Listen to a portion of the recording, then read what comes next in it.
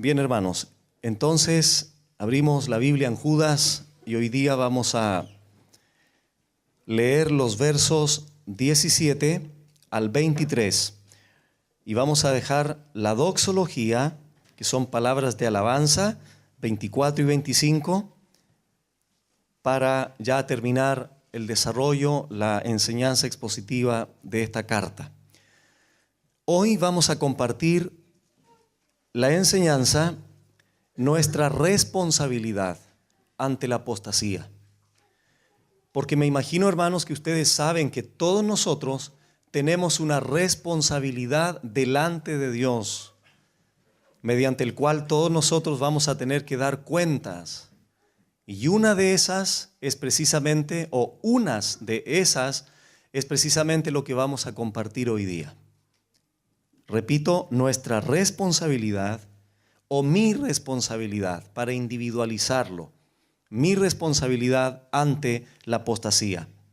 Dice así la palabra del Señor: pero vosotros, amados, tened memoria de las palabras que antes fueron dichas por los apóstoles de nuestro Señor Jesucristo, los que os decían: en el postrer tiempo habrá burladores que andarán según sus malvados deseos. Estos son los que causan divisiones, los sensuales, que no tienen al Espíritu.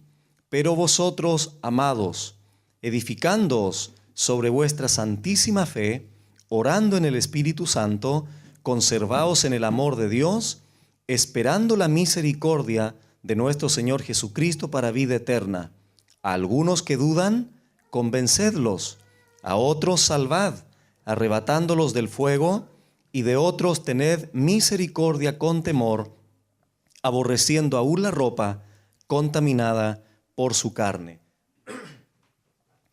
En la enseñanza anterior, hermanos, analizamos principalmente las características de los apóstatas, la descripción que manifiestan los apóstatas. Recordamos algunas: manchas en vuestros ágapes, fieras ondas del mar, árboles otoñales. Recordamos eso, ¿verdad? Entonces, Judas, a través de esas metáforas, de esas figuras de lenguaje, explicó o transmitió a los hermanos, o mejor dicho, advirtió para que los creyentes pudiesen identificar a estos apóstatas. Espuman su propia vergüenza, ¿verdad? 2 veces muerto. Entonces, Judas los trata de manera confrontacional, de manera directa, sin ambigüedades, ¿verdad? Porque los hombres de Dios son caracterizados generalmente, diría yo siempre, por la verdad, por lo directo de sus palabras. Un verdadero hombre de Dios no anda con cosas ni adorna cosas, sino que dice las cosas con amor y reverencia, desde luego, pero dice la verdad. Entonces Judas no se queda atrás en ese aspecto. Judas le llama primero, como vimos, hombres impíos, ¿verdad? Y coloca algunos ejemplos allí, les llama soñadores que contaminan la carne, etcétera, etcétera. Entonces ya llevamos más de 10 características negativas, pecaminosas de estos hombres. Ahora Judas, en los versículos que acabamos de leer, hace un giro, hace un contraste ahora.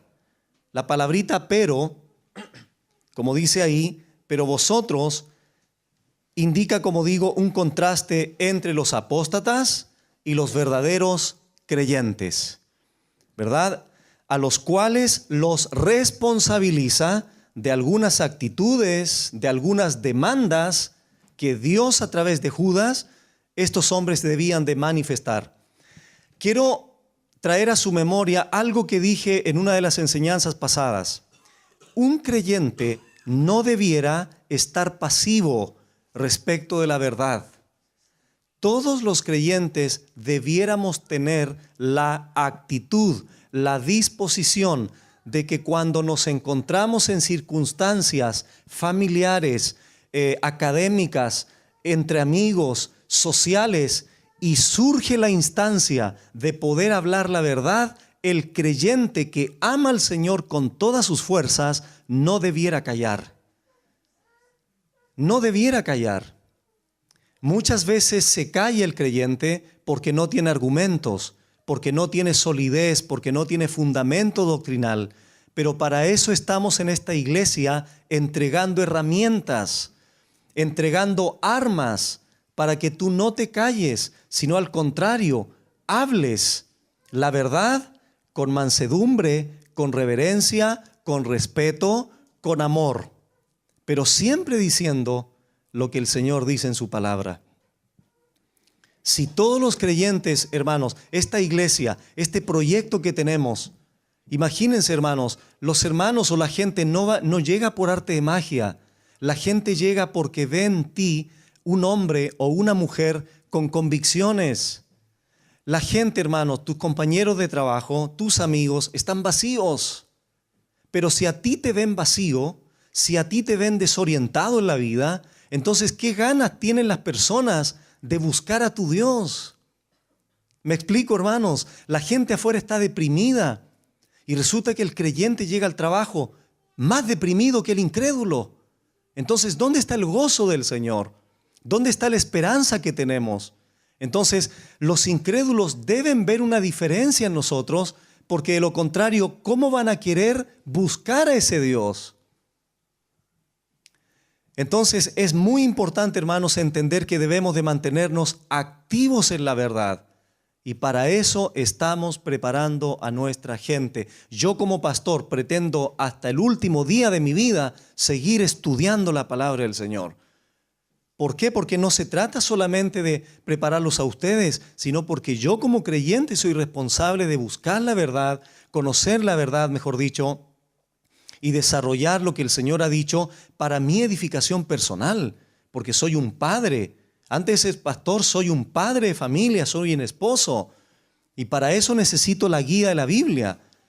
Y de ahí comenzamos a salir del hogar hacia afuera, ¿verdad? Entonces, hermanos amados, el llamado de toda esta carta de Judas es que todos aquellos que están pasivos, Dios a través de su Espíritu Santo los despierte.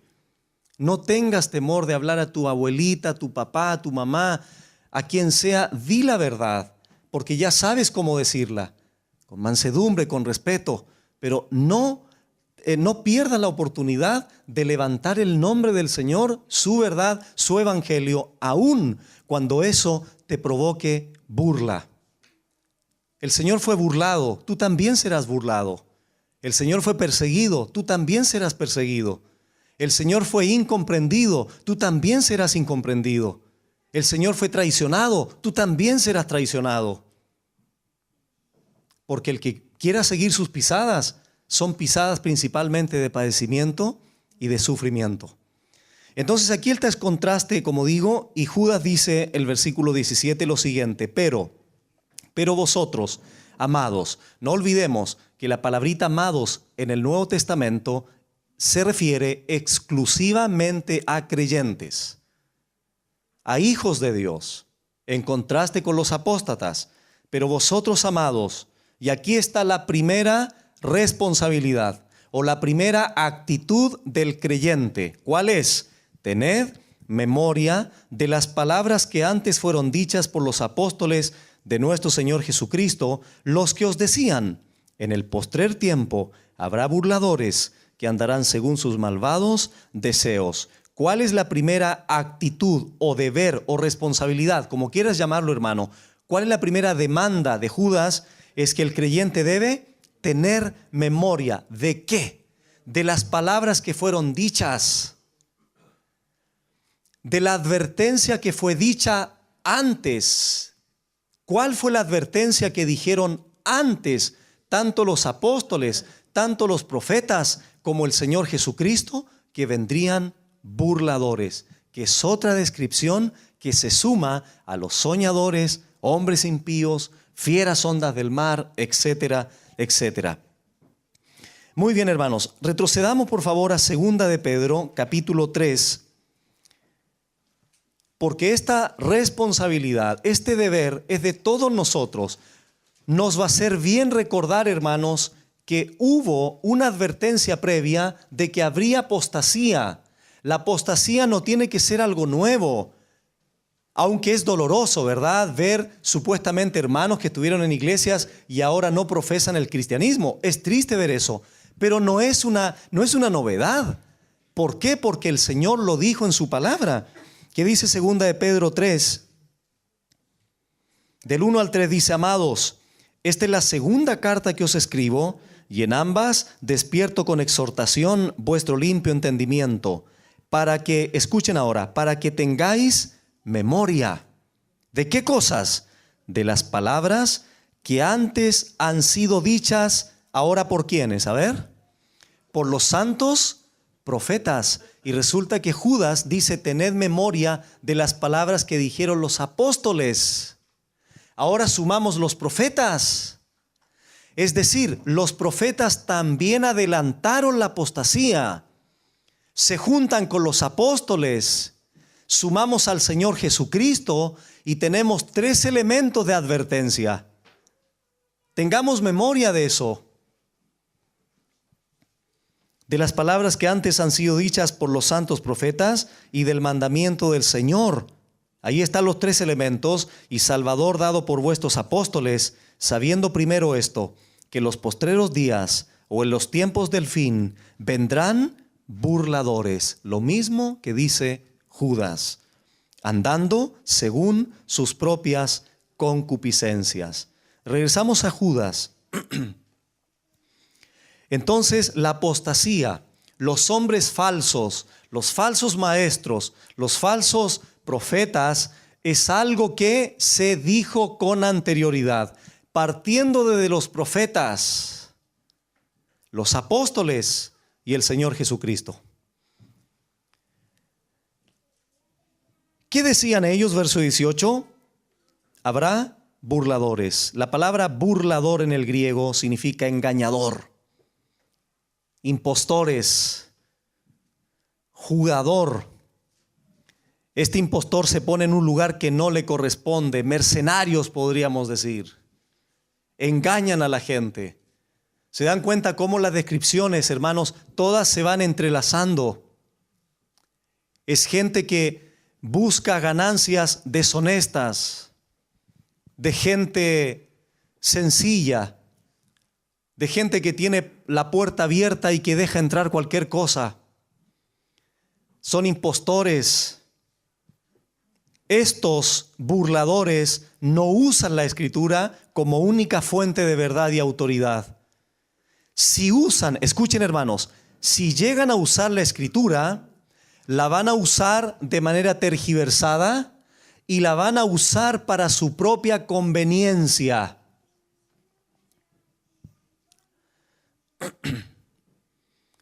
Entonces, estas personas generalmente llevadas al dinero van a tomar cualquier pasaje, lo van a arreglar y van a transmitir y le van a quitar el dinero a la gente, van a obligar a la gente, le van a decir que si no diezman, poco menos la maldición de Tutankamón va a venir sobre ellos y un montón de cosas.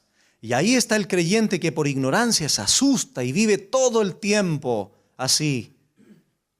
Tenemos que dar a la obra de Dios. Es una orden dar a la obra de Dios. Pero ya sabemos cómo tenemos que dar a la obra de Dios. Sin imposición de nadie, sin manipulación de nadie, sin control de los pastores, sin engaño, sin nada de eso.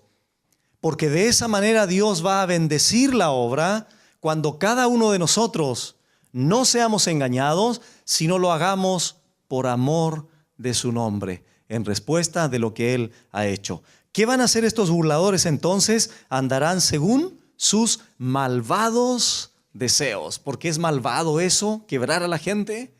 Es malvado decirle a alguien: mira, declara que eres el profeta de no sé qué cosa, y ahí el hermano se cree el cuento. Declara que vas a hacer. Miren, hermanos, ahora estuve ayer en una iglesia y me comentaban, hermanos, eso.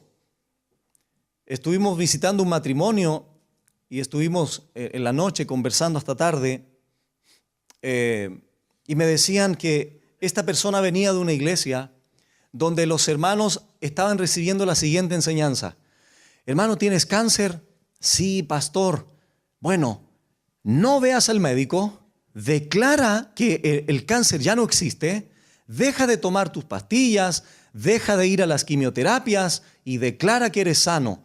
Porque si continúas yendo al doctor, eso es señal de incredulidad y un montón de cosas. Como que si Dios, hermano, estuviese en contra de usar los médicos para sanarte.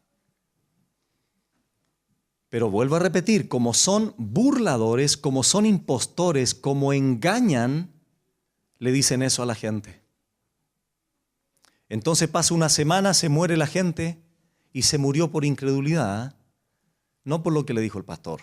Entonces toda la culpa finalmente es del pobre hermano. Entonces yo le decía, pero hermanos, prepárense, estudien la Biblia para que tengan respuesta, para que estos falsos, estos engañadores no van a desaparecer del mapa, hermanos. Quisiéramos desaparecerlo, ¿cierto? Pero no lo vamos a hacer.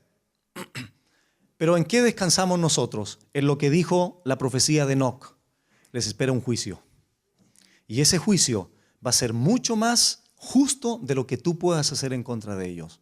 Por eso encomendemos nuestra causa al Señor. Andan en sus propios deseos, en sus concupiscencias, en sus impulsos sexuales, por conveniencias personales. Eso lo dijo el Señor, eso lo dijeron los profetas, eso lo adelantaron los apóstoles. Entonces, ¿nos vamos a sorprender cuando veamos un programa de televisión y aparezca ahí un falso? ¿Nos vamos a sorprender? No nos vamos a sorprender, hermano, ya con tanta cosa que hemos visto, con tanta cosa que pregunta la gente. Pero benditas las iglesias que están luchando, defendiendo, contendiendo ardientemente por la fe. Porque los verdaderos creyentes, Dios en su gracia los va a traer a esas iglesias. Versículo 19. Estos hace referencia a los burladores. Y aquí nuevamente llegamos a otra triada. Estos son los que, y menciona 3 nuevas características o descripciones de estos burladores. Estos son los que en primer lugar causan divisiones. Son sectarios, divisionarios, separatistas. Pongan su mirada en el verso 4, por favor, recordemos estas palabras. Verso 4.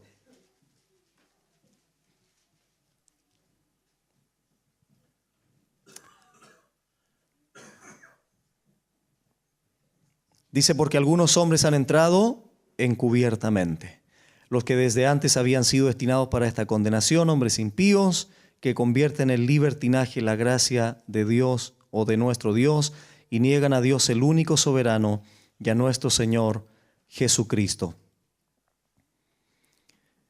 Estos hombres que entran encubiertamente también van a generar divisiones de manera encubierta. ¿A través de qué? De las herejías destructoras que habla el apóstol Pedro.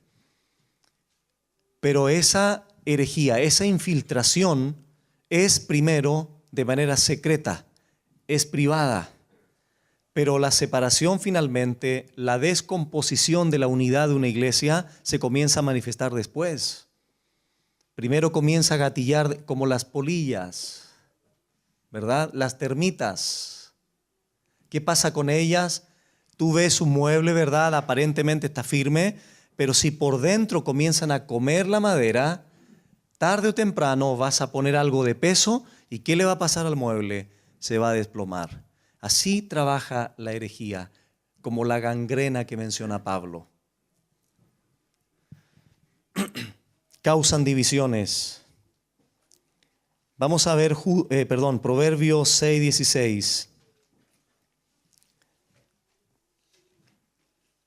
Es inevitable entonces que este tipo de personas no causen divisiones, pero la iglesia de Cristo cuando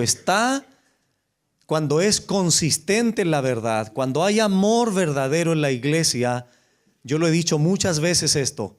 Cuando hay un amor genuino en la iglesia, cualquier falso que llegue se va a sentir incómodo, se va a sentir rechazado por la fuerza de la unidad.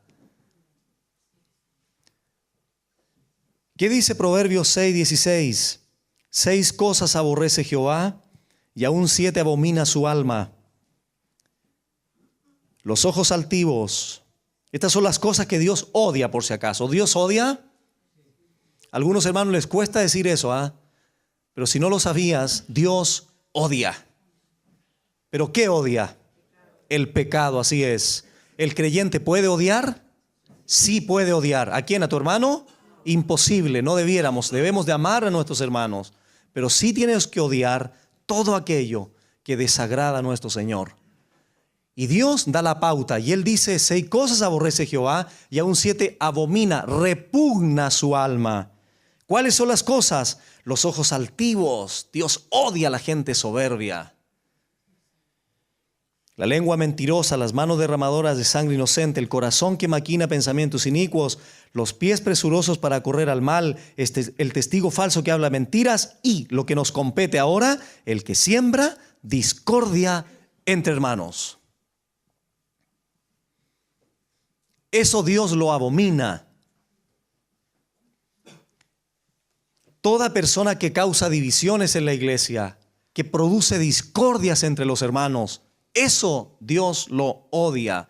Pastor, pero eso es un texto del Antiguo Testamento. El carácter de Dios no cambia. Nunca. Lo que Dios ha cambiado es su trato hoy día con nosotros, ¿verdad? Porque anteriormente la ley, cuando se violaba, muerte. Calcinados caían los sacerdotes cuando iban, ¿se acuerdan Nadab y Abiú? Hoy día, ¿cuántos de nosotros no venimos sucios al templo y ninguno se ha caído muerto? Entonces el trato de Dios ha cambiado, pero su carácter no, hermanos. Dios sigue odiando el pecado. Entonces, regresamos a Judas. Causan divisiones. La doctrina de la palabra une a los verdaderos creyentes, pero la doctrina de hombres falsos divide. En segundo lugar, sensuales. Sensuales, esto en el texto griego significa persona natural, no creyente. Se puede traducir como animal, pero no en el sentido peyorativo, sino ilustrativo. Como miren ustedes en el verso 10, recordemos: pero estos blasfeman de cuantas cosas no conocen, y en las que por naturaleza conocen, se corrompen como animales irracionales. Ahora les llama sensuales, personas gobernadas por la carne, sin ninguna vida espiritual. ¿Recuerdan 1 Corintios 2:14? Pero el hombre natural no percibe las cosas que son del Espíritu, porque se han de discernir espiritualmente. Entonces, estos sensuales son los que se guían solo por sus sentidos, en el ámbito solo natural, carnal y mundano. Dice 1 Juan 2:15, no améis al mundo. ¿Qué es el mundo? Los deseos de los ojos, los deseos de la carne, la vanagloria de la vida. Estos falsos tienen su mirada en esos 3 elementos. El creyente, ¿dónde debe tener su mirada? Colosenses 3, poned la mira en las cosas de arriba, no en las de la tierra.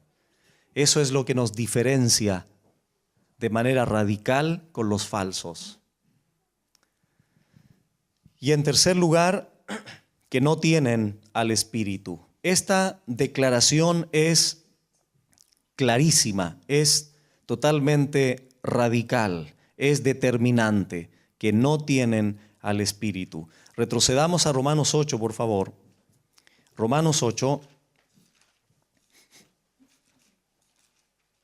versículo 9. Romanos 8, 9. Dice así: mas vosotros no vivís según la carne, sino según el Espíritu. Si es que el Espíritu de Dios mora en vosotros. Escuchen ahora. Y si alguno no tiene el Espíritu de Cristo, ¿qué dice ahora? No es de Él. ¿Sabían ustedes, hermanos, que dentro de las iglesias hay personas que no tienen el Espíritu Santo? ¿Sabían ustedes que hay pastores que no tienen el Espíritu Santo? ¿Sabían ustedes que hay ancianos que no tienen el Espíritu Santo? Hay personas que vienen a la iglesia, tocan un instrumento, se sientan al lado tuyo y no tienen el Espíritu Santo. Pero como tienen apariencia de piedad, como han adoptado una religión, entonces de esa manera tapan. Pero cuando tú comienzas a descubrir cómo son sus conductas, sus pensamientos, a qué lugares van, qué programas ven, dónde tienen su enfoque, la mirada, su enfoque de vida. Dijo un predicador una vez, esto es importante señalarlo, creo que lo he dicho en más de alguna ocasión. Si el Espíritu Santo fuera quitado de muchas iglesias seguirían funcionando normalmente. ¿Me entiendes? Pero si en una iglesia verdadera, vamos a suponer, esto es una especulación, es una suposición, una iglesia verdadera que sea quitado el Espíritu Santo, esa iglesia no puede seguir operando. No puede.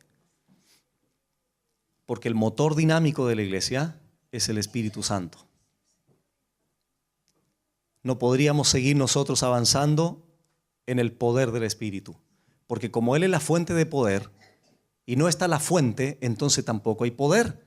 Tampoco hay capacidad para llevar a cabo los dones. ¿Quién da los dones? 1 Corintios 12 y 14, el Espíritu Santo. Estos no tienen al Espíritu. Estos sensuales entonces son personas inconversas, irredentas, no regenerados, no nacidos de nuevo. Regresamos a Judas, versículo 20.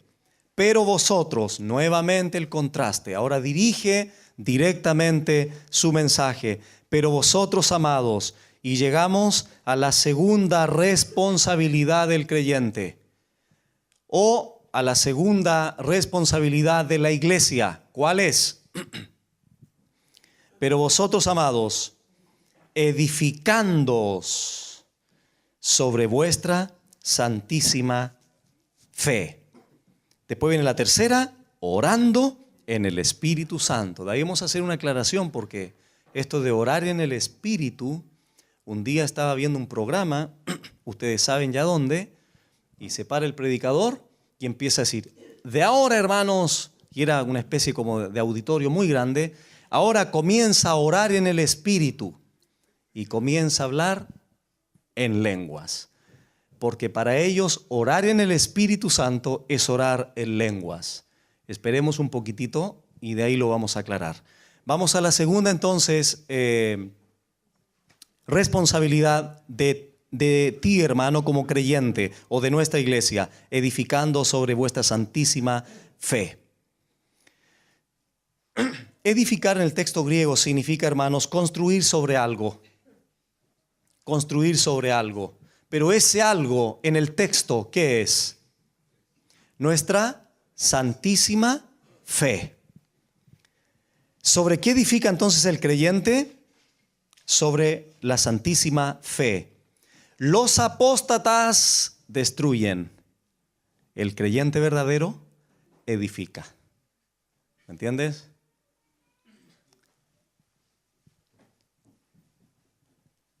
Recordamos, hermanos, que la fe, nuevamente recordamos el verso 3, que contendáis ardientemente por la fe. ¿Recuerda lo que es la fe en el contexto de Judas?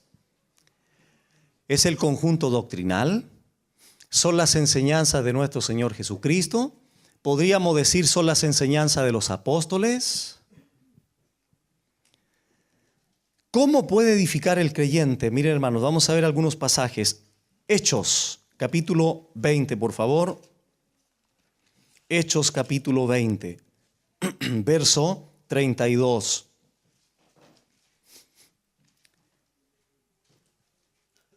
Entonces la responsabilidad del creyente es sobre edificar o edificar sobre nuestra santísima fe. La pregunta ahora es el cómo. El cómo. Dice Hechos 20:32, y ahora, hermanos, os encomiendo a Dios y a la palabra de su gracia. Escuchen ahora, hermanos, que tiene poder. ¿Qué tiene poder en el texto? La palabra de su gracia. Tiene poder para sobre edificaros y daros herencia con todos los santos. Les hago una pregunta. ¿Cuál es el elemento? Vuelvo a hacer la pregunta de otra manera. ¿Cuál es el único elemento que Dios ha dejado en su iglesia para sobreedificarte? La palabra de su gracia. No los sueños, no las experiencias, no la fantasía de estos soñadores, no que el Señor me llevó al cielo anoche, no que vi un querubín, no que vi esto, no que me apareció no sé quién por ahí. Un día llegó a una iglesia, lo voy a decir, a la iglesia de Concepción llegó una vez, y se me acercó una persona y me dice, pastor, mire, quiero compartirle algo. ¿Qué te pasó, hermano? Bueno, simpatizaba solo con la iglesia. Lo que pasa, pastor, es que tengo estas experiencias yo. Se me aparecen duendes y me entregan mensajes. Entonces, y quiero a ver si me dan la oportunidad para aquí. Imagínense cómo me puse ahí. Entonces, al final del culto, llamo al coordinador y le digo, mira, no hay ninguna oportunidad para esta persona, vamos a hablar con él. Si recapacita, bienvenido a la congregación. Si no recapacita, tiene que irse. ¿Por qué? Porque si nosotros damos rienda suelta a esas cosas, yo ya después pasó a broma el tema, le decía a él y a otros hermanos, ¿cuántos de ustedes van a querer empezar a ver duendes después? Porque supuestamente les traen mensajes del más allá y no sé qué cosa. Así que con duende y todo se tuvo que ir. Imagínate, hermano, qué duendes. Si tenemos la palabra perfecta, total, completa, maravillosa, plena, que abarca todas las áreas de nuestra vida y andar escuchando duendes. Entonces, hermano, imagínate, si usted no se imagina, no, hay tanta cosa. Cada día que paso en el ministerio, más uno se sorprende de cosas que pasan. La palabra de su gracia que tiene poder para sobreedificaros. Y ese es mi descanso como pastor. Ese es mi descanso. Ese es el descanso para todos los pastores que aman al Señor y aman las ovejas. El enseñarte la palabra. ¿Por qué? Porque ella es la que te construye como creyente. Ella es la que te hace crecer como creyente. Ella es la que te sobreedifica como mamá. Te sobreedifica como papá, como hijo, como civil, como trabajador, como creyente. Ella es la que nos sobreedifica. Cada estudio que tenemos, cada palabra que llega a nuestros oídos y a nuestros corazones es un ladrillo más que vas poniendo a tu persona como construcción.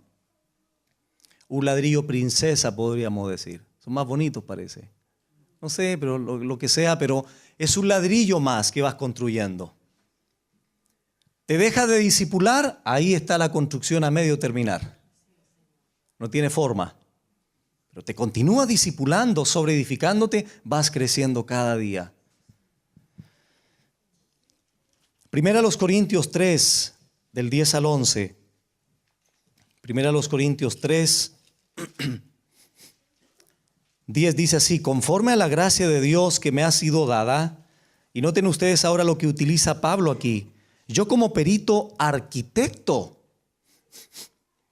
no haber vivido hoy día Pablo, ¿cierto?, para que se ocupe de nuestro auditorio, pero ya no está.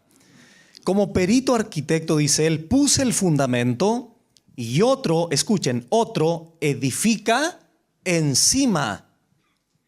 Pero cada uno, escuchen este texto, hermanos amados, pero cada uno mire cómo sobreedifica. Cada uno ponga atención cómo sobreedifica. Cada uno tenga cuidado cómo sobreedifica. Cada uno es advertido de cómo sobreedifica. ¿Escuchando duendes? Versículo 11, porque nadie puede poner otro fundamento que el que está puesto, el cual es Jesucristo. Efesios capítulo 2. Estamos desarrollando la segunda responsabilidad del creyente, que es edificarse en la santísima fe, en las enseñanzas de los apóstoles, de los profetas y de nuestro Señor Jesucristo. ¿Qué dice Efesios 2, 19? Así que ya no sois extranjeros ni advenedizos, sino conciudadanos de los santos y miembros de la familia de Dios, edificados sobre el fundamento de los apóstoles y profetas, cosa que ya no hay más, porque el fundamento se pone una vez y para siempre, siendo la principal piedra del ángulo Jesucristo mismo, en quien todo el edificio, nota cómo te llama Pablo como iglesia, ¿cómo te llama? Edificio, bien coordinado, va creciendo para ser un templo santo en el Señor, en quien vosotros también sois juntamente edificados para morada de Dios en el Espíritu. Va creciendo. ¿Cómo debiera ser tu experiencia de vida normal? Creciendo para ser un templo santo en el Señor. Hay iglesias que están más preocupadas de la construcción de un templo físico en vez de estar preocupadas de la edificación del templo del Espíritu Santo que somos nosotros. Somos edificados en el fundamento de los apóstoles y profetas, siendo la principal piedra de ángulo nuestro Señor Jesucristo, porque la palabra es lo que dijeron los apóstoles, el objeto mediante el cual el creyente sobreedifica. Primera a los Tesalonicenses 5:11. Primera a los Tesalonicenses 5:11. Dice así: por lo cual, animaos. El pastor a los hermanos. Perdón, me equivoqué. Edificaos los ancianos a los hermanos. Perdón, otra vez me equivoqué. Ahora voy a leer bien como dice. Por lo cual, animaos unos a otros. ¿Cuál es una de tus responsabilidades como creyente? Animar a otro creyente. No solo eso. Ahora dice, y edificaos unos a otros, así como lo hacéis. Es decir, en Tesalónica se daba esa dinámica de edificarse unos a otros. Qué lindo es eso, ¿verdad? He recibido de nuestros hermanos, los matrimonios principalmente, su alegría, su gozo, porque estamos en ese aspecto desarrollando esto. Yo no puedo discipular a cada hermano, para eso somos un cuerpo. Entonces estos matrimonios, estos 4 matrimonios que son ahora, que están discipulando a otros 4 matrimonios, es precisamente lo que Judas está diciendo. Edificaos. Y aquí Pablo dice a Tesalónica, edificaos unos a otros. Y estos matrimonios van creciendo, van siendo un edificio sólido, van adquiriendo fundamento, solidez, convicción. Entonces, en ese aspecto, estamos llevando a cabo la palabra del Señor. ¿Qué están haciendo ahora nuestros niños? Están siendo edificados. Pero lo que hacen las tías de la iglesia no debe sustituir tu responsabilidad principal como hijo de Dios en tu hogar. Porque lo que hace la iglesia es paralelo a no reemplaza tu responsabilidad. Pero bienvenido sea las enseñanzas que damos en la congregación, porque nos edificamos unos a otros. Entonces estamos contentos, hermanos, porque estamos preparando a la gente para que estas mismas personas estén edificando a otros. Ahora, hermanos, quiero contarles algo con respecto a esto de la edificación que estamos llevando a cabo entre los hermanos en nuestra santísima fe, en la doctrina de nuestro Señor Jesucristo. Recibí un correo días atrás de unos padres y muy emocionados de la iglesia, Vida Nueva, y me contaban que su niño comenzó a manifestar una inclinación por la Biblia. Hace algunos meses atrás la comenzó a leer, después lo veían con un lápiz, pensaba que estaba haciendo algunos monitos o algo así, y resulta que este niño estaba destacando ciertos textos bíblicos. Y en eso, ante la sorpresa de los padres, van y leen, le ven la Biblia, una reflexión que hizo. Y dice lo siguiente, es un niño de 8 años, para que ustedes se den cuenta lo importante que es edificarnos en nuestra santísima fe. Este niño escribió lo siguiente: yo no sé por qué algunas personas nacieron para ser católicos y amar a otros dioses. Señor Jesús, tú eres el Dios verdadero y tú eres el creador de todo lo que has hecho. Demuéstrales que tú eres el Dios de Israel. Todos te alabamos con cánticos para adorar al Espíritu Santo. Te adoramos en el nombre de Jesús. Amén. Y adjuntó el siguiente texto: Jehová es bueno, fortaleza en el día de la angustia y conoce a los que en él confían. ¿Qué te parece eso? Y eso se está dando aquí. Entonces, ¿vale la pena inculcar? ¿Vale la pena muchas veces llegar cansado como padre a la casa, pero tener tus devocionales con tu hijo? Vale la pena. Porque los frutos los comenzamos a ver, a observar. Pero qué triste es cuando los padres son indiferentes a pasar un tiempo con sus hijos para transmitir la palabra del Señor. Mire, hermano, todos nuestros hijos se van a ir algún día, o a estudiar, o se van a casar, lo que sea. En lo único que tú puedes descansar es en cuánto temor de Dios a través de la palabra transmitiste a tu hijo. Punto. ¿O vas a contratar guardaespaldas o vigilantes para que anden viendo qué es lo que hace tu hijo? ¿Vas a hacer eso? No puedes hacer eso. Los hijos van a volar. ¿Pero en qué descansamos nosotros? En lo que hicimos siendo niños. Porque el temor de Dios lo llevarán con ellos donde quiera que vayan. Y si se ven enfrentados a una tentación, van a decir que no. No porque el papá está al lado de él, sino porque Cristo mora en ellos. Pero eso se va a dar cuando los padres asuman su responsabilidad. Bueno, regresamos a Judas.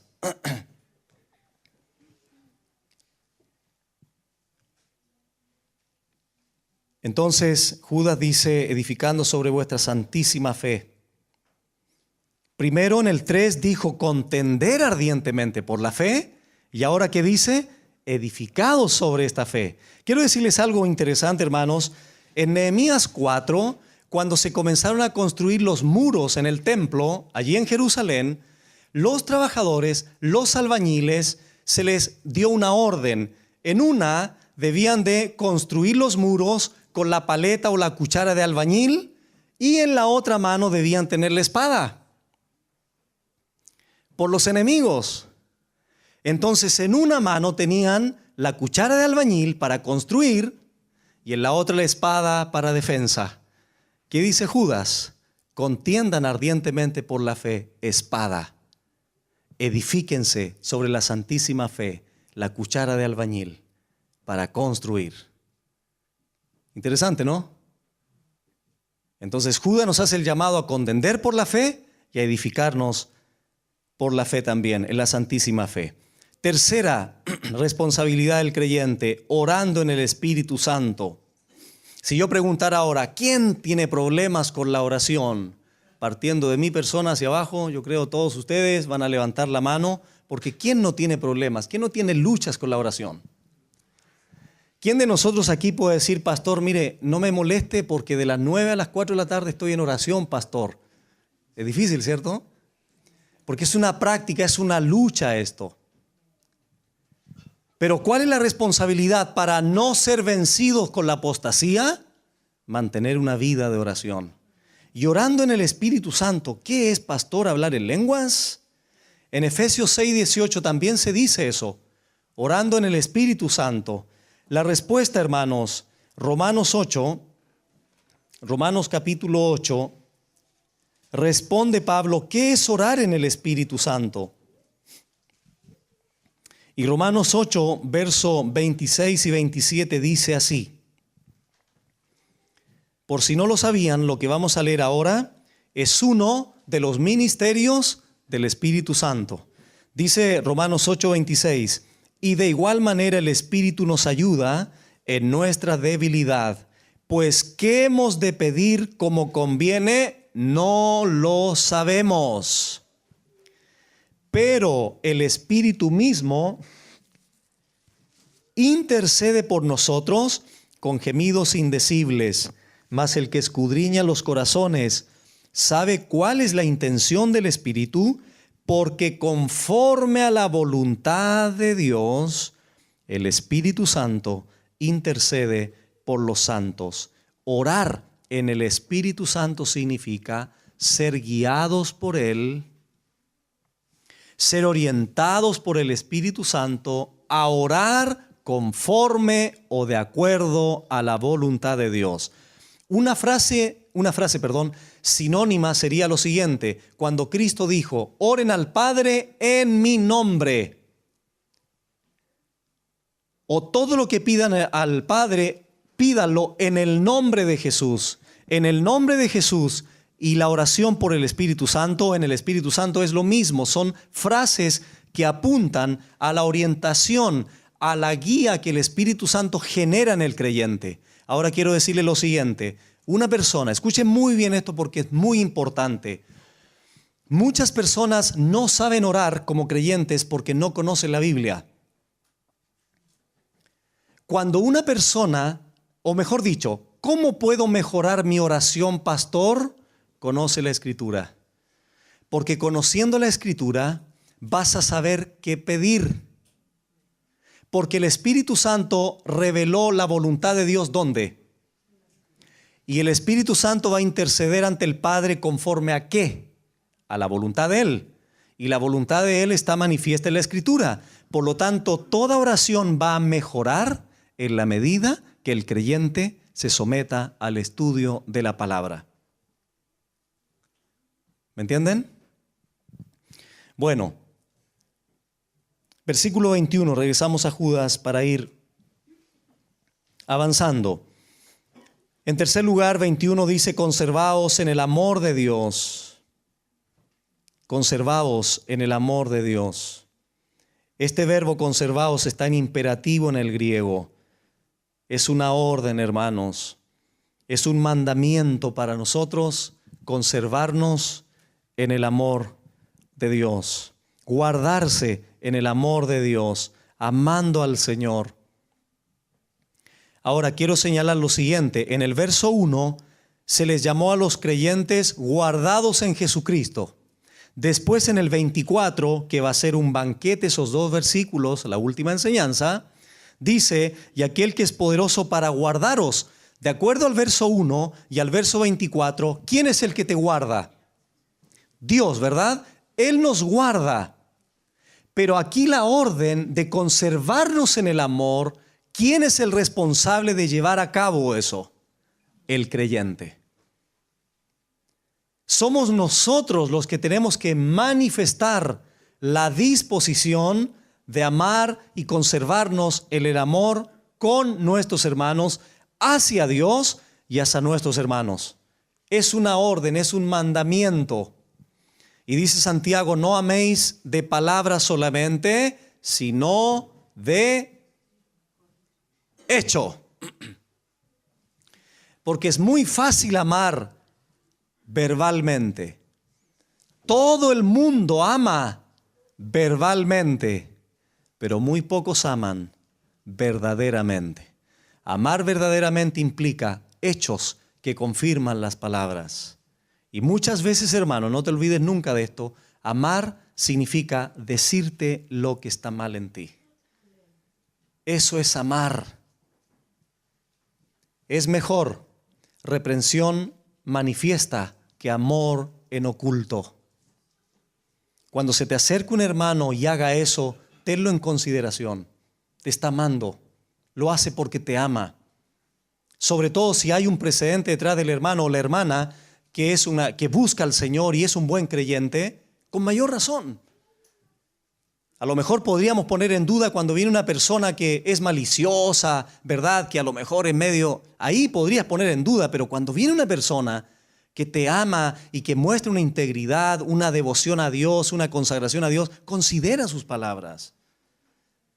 Conservaos en el amor de Dios. Miren ustedes lo que dice Judas, capítulo 15. Judas, capítulo 15, Juan capítulo 15, verso 9 y 10. ¿Cómo nos conservamos en el amor, pastor? ¿Qué quiere decir Judas? Bueno, dice Juan 15, 9 y 10 lo siguiente. Como el Padre me ha amado, aquí está hablando el Señor, como el Padre me ha amado, así también os he amado. Permaneced en mi amor. Si guardareis mis mandamientos, permaneceréis en mi amor. Así como yo he guardado los mandamientos de mi Padre y permanezco en su amor. ¿Cuál es el objeto que te mantiene conservándote en el amor? Sus mandamientos. Juan dice, si guardareis mis mandamientos, permaneceréis en mi amor. Regresamos a Judas y dice ahora otra responsabilidad, otro deber del creyente, esperando la misericordia de nuestro Señor Jesucristo para vida eterna. La misericordia aquí debe de entenderse, hermanos, como la venida del Señor Jesucristo. Esperando la misericordia de nuestro Señor Jesucristo para vida eterna, es decir, la esperanza del creyente. ¿Estás esperando, hermano, al Señor? Ayer conversábamos con una persona y llorando nos decía, estábamos con mi esposa, que fue una de las cosas que nunca, primera vez que me pasaba. Conversamos 2 veces con esta persona que está llegando a la iglesia y quería consejería, quería hablar con nosotros y me dice, pastor, quiero confesarle algo. Cuando usted llegó aquí y me dijeron que usted venía, yo vine simplemente. Lo quería atormentar, me dijo así. Lo quería molestar. Quería hacerles preguntas solo para, ¿me entienden? Para perturbarme, etc. Y resulta que cuando comienzo a escucharlo, justo hablé del pecado ese día, y venía en pecado esta persona, dice a los 10 minutos, ella lo dice así, me destrozó, dice. Comencé a llorar, llegué a mi casa, le pedí perdón, y después me llamó por teléfono otra vez porque quería conversar y me dice, yo estuve en el ocultismo, me dijo. Llegué a hacer cosas que usted no se imagina. Y me dice, pero ahora me dice, lo único que quiero es irme con mi Señor, porque ahora soy una nueva criatura. Hace un mes atrás me estaba muerta, no quería nada. Y ahora al ver la exposición, al escuchar la exposición de la palabra tan directa, tan confrontacional, pero a la vez con amor, me dice, ahora lloro. Yo quiero estar con mi Señor, no quiero nada más, me dice, nada más. Probé el sexo, probé la brujería, el ocultismo, probé la droga. Ahora, si usted me pregunta, ahora mismo, si el Señor me lleva, yo me voy feliz, me dice. ¿Por qué cito esto, hermanos? porque así debiéramos estar nosotros, esperando a nuestro Señor. De repente uno dice, a ver familia, a ver mi amor, mira, ¿qué tenemos a fin de año? Uy, tenemos un viaje no sé, donde tus recursos te alcancen. Ahí bajo el puente, no importa, con gozo es lindo, ¿verdad? De repente decimos, oye, ¿qué programa tenemos a fin de mes? Y cuando es algo que nos involucra a todos, estamos con ansiedad esperando eso. Ahora mismo esta compra del terreno, el futuro auditorio, todo lo vamos a estar esperando. Pero hermano querido, yo quiero estar con mi Señor. Ojalá hoy día, hermanos. ¿Qué más importante puede ser que estar con nuestro Señor? Esperándolo, Señor, ven por mí. Sobre todo cuando hay problemas. Pensamos en eso. Y si el presidente de la República, un gran personaje, te dijera, hermano, en el mes de agosto ahora, no te voy a decir cuándo te voy a venir a ver, pero te voy a venir a ver en agosto. Y es una persona que tú admiras, desde la óptica humana. ¿Cómo tendrías tu casa? ¿La asearías todos los días? Sí, ¿verdad? Porque no te dijo en qué momento va a venir. Bueno, el Señor ya dijo, vengo pronto por ti. ¿Cómo está tu casa, hermano? ¿Cómo estás esperando al Señor? ¿Tienes platos que lavar? ¿Tienes camas que hacer? Simbólicamente hablando, ¿hay un pecado por ahí no confesado? ¿Qué pasa si el Señor viene ahora después que nos vamos? O qué lindo sería nos fuéramos ahora todos aquí, estando en el culto, adorándolo. ¿Cómo está tu vida? ¿Cómo te vas a presentar delante de Él? O como dice Primera de Juan, ¿o te vas a alejar de Él avergonzado? A eso se refiere Judas, esperando, tenemos esperanza. Él viene por nosotros y como yo creo con todas mis fuerzas que Él va a venir por mí, entonces trato cada día de vivir consecuente con esa esperanza. Entonces es mentira cuando el creyente, yo estoy esperando a mi Señor, pastor, pero ¿y por qué vives en pecado, hermano? ¿No sabes que puede venir en cualquier momento por ti? El Señor puede venir en tu muerte por ti ahora, pero puede venir escatológicamente en su segunda venida por nosotros. Sea como sea, el Señor vendrá por ti. Entonces, ¿tienes tu casa preparada? ¿Estás saciado espiritualmente para que no nos alejemos de Él avergonzados? Judas dice, tenemos un deber. ¿Cuál es nuestro deber? Esperar a nuestro Señor. La misericordia, ¿por qué? Porque la misericordia Él la tuvo, la tiene y la tendrá, y se va a consumar su misericordia cuando Él nos llame a su presencia. Hay veces cuando converso con mi esposa antes de quedarme dormido y nos imaginamos, hermanos, ¿te imaginas cuando nos vayamos con el Señor? ¿Qué sensación vamos a tener? ¿Cómo será, hermano? ¿Te has puesto a pensar en eso? El Señor te lleve ahora y cuando empieces a ascender, se acabó tristeza, se acabó enfermedad, se acabaron las traiciones, se acabó el cansancio, se acabó la muerte, se acabaron los dramas, las confusiones, se acabaron las incomprensiones, se acabó todo. Valió la pena. Entonces tenemos que estar esperando al Señor. Mi Señor me dijo que venía por mí, yo lo espero. ¿Y cómo lo quiero esperar? En santidad.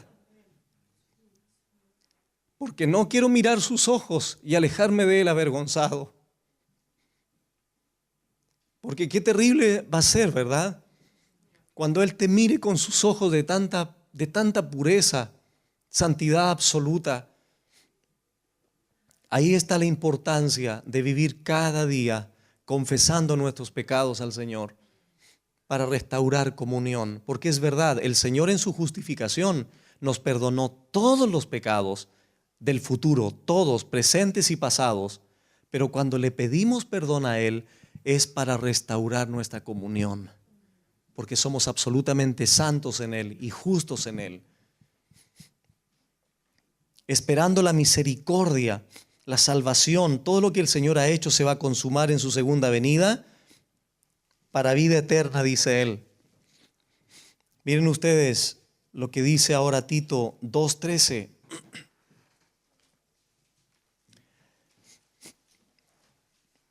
Tito 2:13. Una vez en una reunión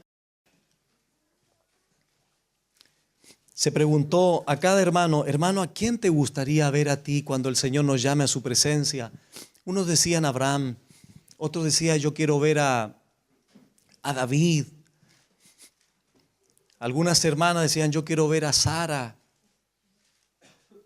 Hermanos, sin desmerecer a Abraham, sin desmerecer a Sara, sin desmerecer a cualquier hombre de Dios. Otros decían a Pablo, el gran apóstol. Yo, hermanos, lo único que quiero es ver los ojos de mi maestro. Nada más. Y estar con él. ¿Qué experiencia más profunda, más intensa, más sublime que estar con él?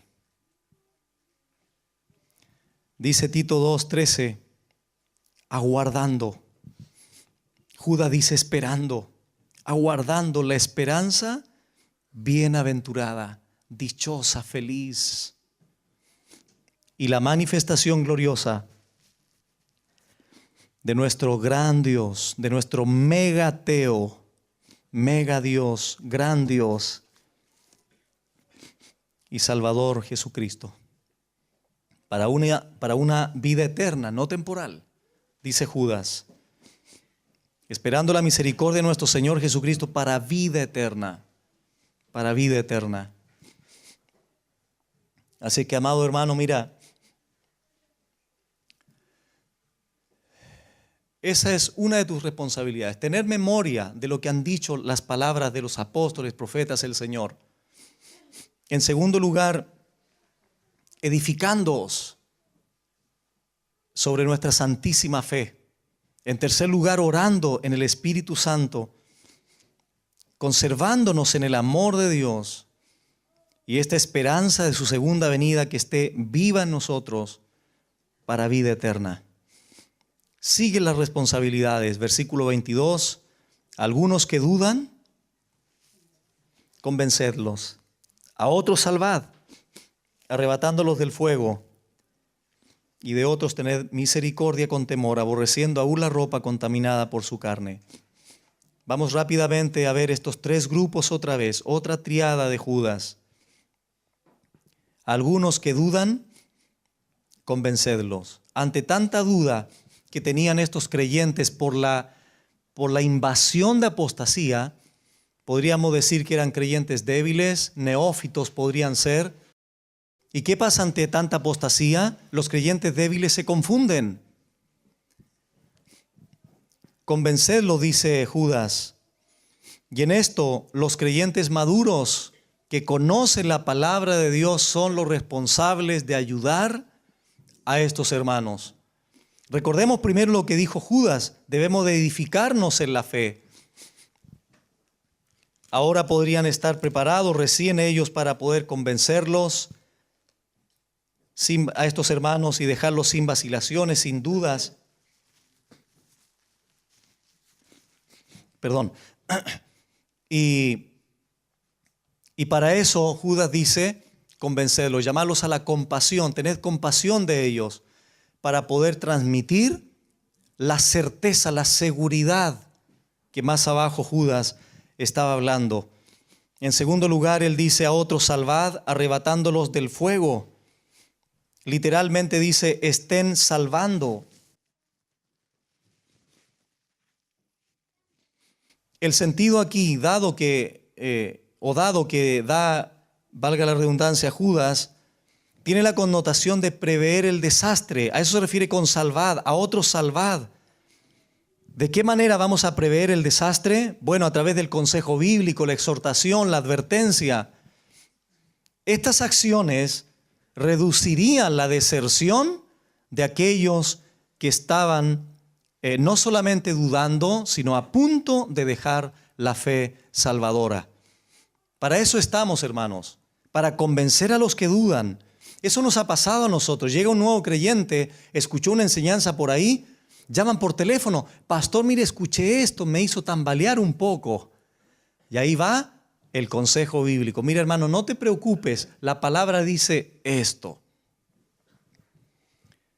A otros salvad, dice, arrebatándolos del fuego. Hay que alcanzarlos con un sentido de urgencia, pero todavía tienen esperanza.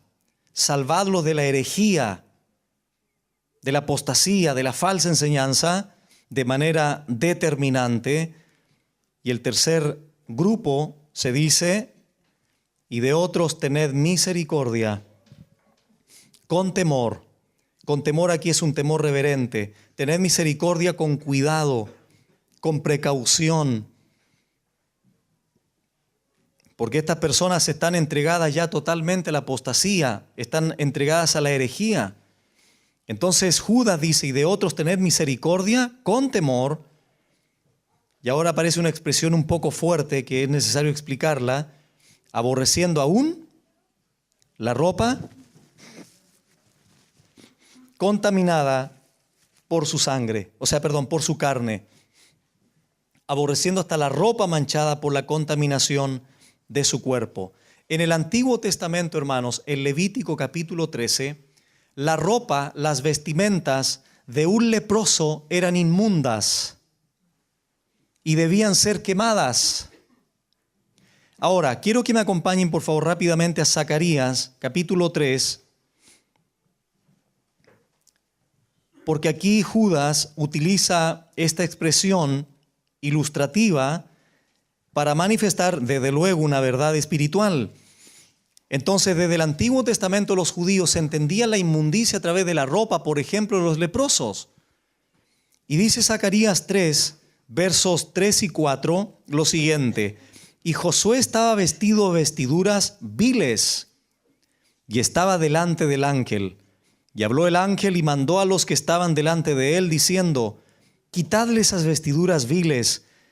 Y a él le dijo: mira, que he quitado de ti tu pecado, y te he hecho vestir de ropas de gala, es decir, de salvación. De la misma manera en que las vestiduras de Josué, aquí este Josué que aparece en el verso 3, simbolizaban el pecado, así la ropa que está manchada por la contaminación de su cuerpo, a los que dice Judas, representa la iniquidad. Judas entonces recurre al uso de la metáfora. Jesús también utiliza esta figura, hermanos. Miren en Apocalipsis capítulo 3. Apocalipsis 3, ya estamos terminando. Apocalipsis 3, verso 4, el mensaje a la iglesia en Sardis. El Señor dice: pero tienes unas pocas personas en Sardis que no han manchado sus vestiduras, y andarán conmigo en vestiduras blancas, porque son dignas. Así como las ropas limpias son símbolo de pureza o de conducta digna, así también las ropas sucias son símbolo de impureza y de conductas indignas. Comenta un escritor lo siguiente: ¿qué es lo que Judas está tratando de comunicar con la expresión aborreciendo aún la ropa contaminada por su carne? Él dice, la imagen se refiere a la ropa interior que ha sido manchada por las descargas del cuerpo. Judas desea que los lectores sientan una profunda aversión hasta el punto de la repugnancia, especialmente en el caso de ropa que pertenece a otra persona. Judas está diciendo a los lectores: eviten todo contacto con el pecado para que no les contamine. Odien el pecado como odiarían la ropa interior ajena, contaminada por excrementos humanos. Eso es para ilustrar la distancia y el rechazo que el creyente debe tener al pecado. Pero aún así Judas dice: tened misericordia con temor, pero al mismo tiempo aborreciendo aún la ropa contaminada por su carne, es decir, el pecado. J.B. Mayor dice lo siguiente: aunque es deber del cristiano compadecerse del pecador y orar por él, tiene que contemplar con aborrecimiento todo lo que lleva las prácticas del pecado. Hermanos, para ir concluyendo, recuerdo las responsabilidades que tenemos. Tener memoria de las palabras antes dichas, en el sentido de saber de antemano que todo lo que estamos viviendo hoy día, que todo lo que estaba viviendo Judas, que todo lo que vamos a seguir viviendo en los próximos años, era algo que se había adelantado por los profetas, los apóstoles y el Señor Jesucristo. Eres responsable, hermano, de sobreedificarte en la santísima fe. Eres responsable de eso, construyendo tu vida sólidamente en la palabra de Dios. Otro deber que tenemos, orando constantemente en el Espíritu Santo, conforme a su voluntad. Cuarta responsabilidad, conservándonos en el amor de Dios. Otra responsabilidad es esperar la venida de nuestro Señor Jesucristo para vida eterna. Continuamente tener conciencia que Él viene por nosotros. Pastor, yo he escuchado eso desde que era chiquitito en la iglesia a la que asistía.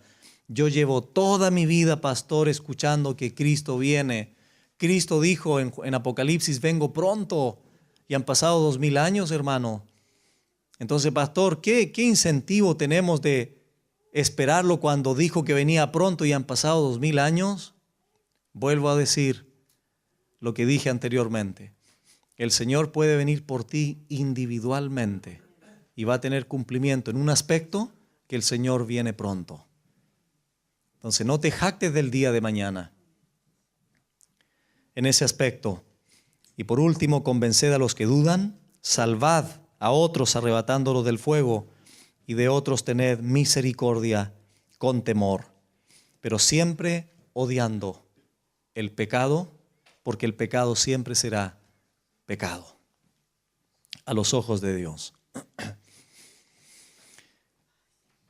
Y el Señor tenga misericordia de todas estas personas que aún están perdidos, están lejos del Señor por su pecado, que entiendan, y recalco la última frase, tened misericordia con temor, porque el Señor sigue teniendo misericordia de esta gente.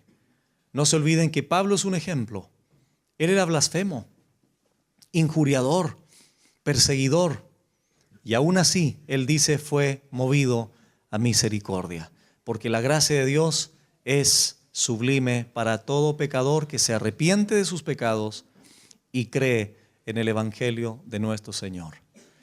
Eterno Dios, gracias te damos por tu palabra, Señor. Bendecimos tu nombre. Alabamos tu nombre, Señor.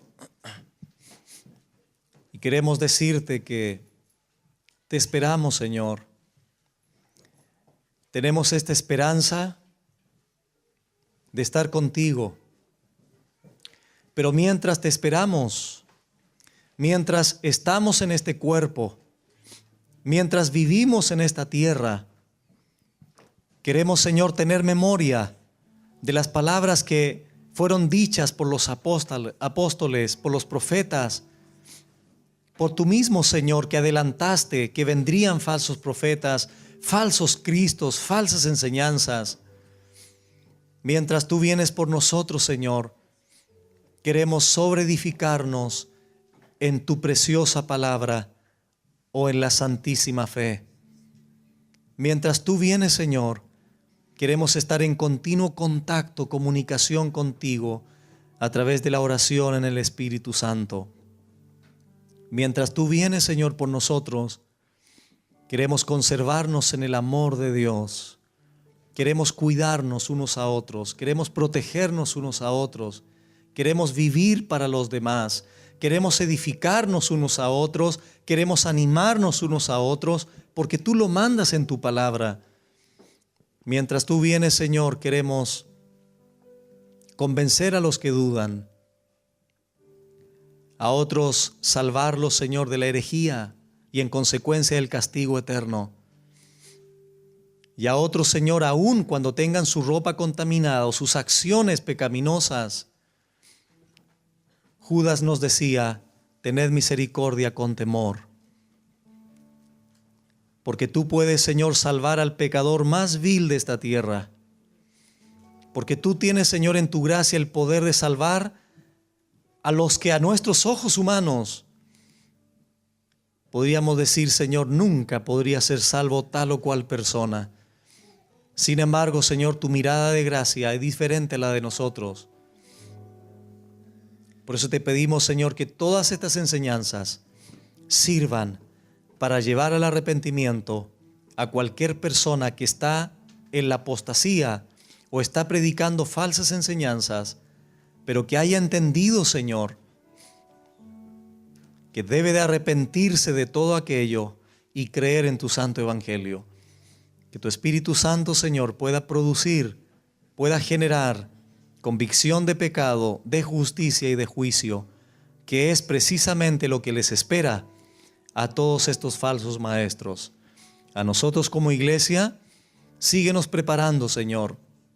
Síguenos ayudando a comprender la Escritura, a tener bases, a poder, Señor, contender ardientemente por la fe, a vivir conforme a la verdad. Prepáranos a los hermanos, Señor, a los niños, a las tías, a los hermanos que discipulan a otros, a los coordinadores, a los ancianos, a las iglesias locales.